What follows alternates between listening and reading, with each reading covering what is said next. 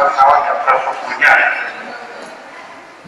Jadi di situ pesawat akan berlatih di situ, kemudian yang sudah menjadi pilot dalam terbang, kemudian akan terbang pertama jadi saudara pada 15 tahun 45 sampai dengan pendidikan militer angkatan udara nasional dengan nama Wara, yang mana pendidikannya diselenggarakan di kota Yogyakarta, tempatnya di daerah Kabupaten Sleman, yaitu di daerah Kalimantan.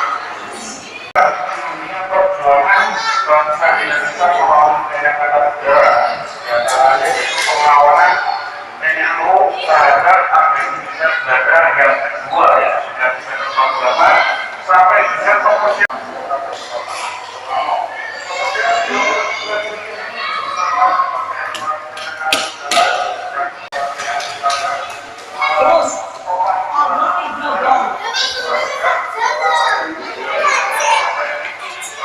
Pertanyaan.